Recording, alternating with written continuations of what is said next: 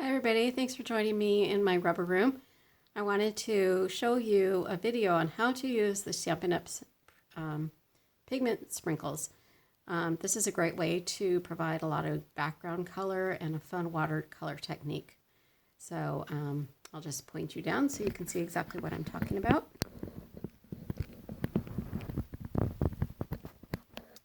So this is a card that I made in my last card class. The background is what I'm going to be showing you today.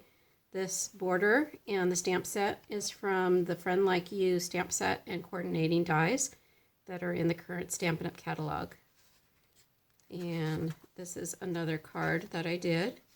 This die set and stamps are also part of that same Friend Like You bundle.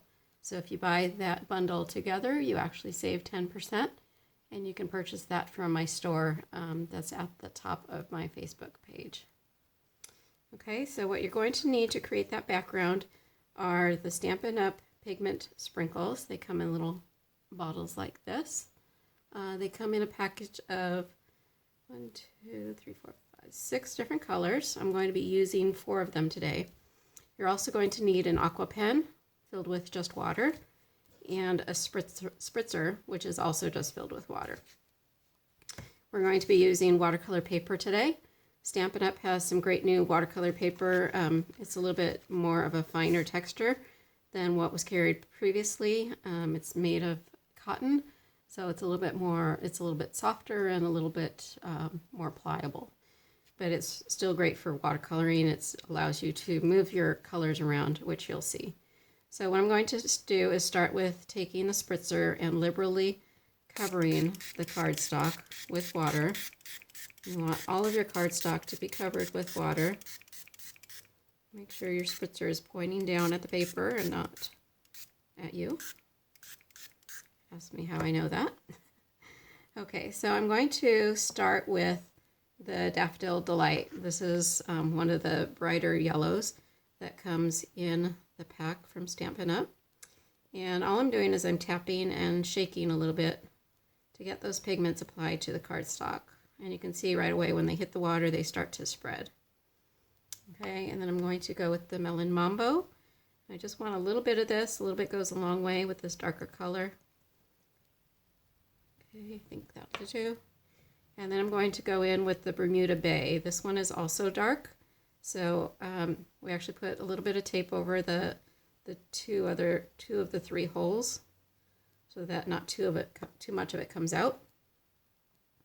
And then I'm going in with the Granny Apple Green for down at the bottom. So you can see how you can get some really great effects just by using the sprinkles on the paper. You can get some really kind of tie-dye effects, but I want more of a controlled coloring because I want it to look more like a sunset.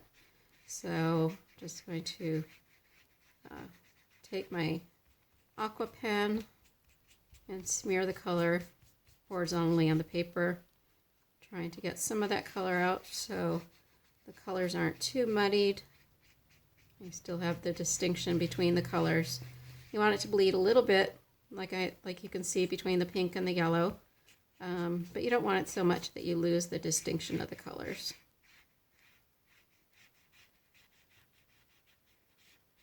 Again, I kind of want this to look like a sunset, so I'm just trying to get all the colors to mix. If you see that some of the sprinkles are not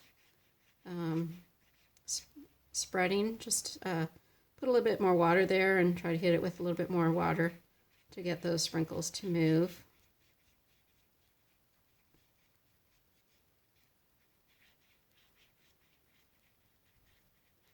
If you feel like it's getting too dark, you can just go back with a paper towel to lighten it up.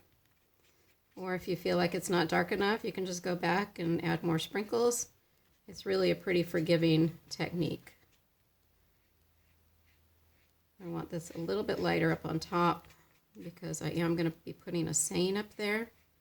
So I'm going to squeeze my aqua brush a little bit more and try to move that color.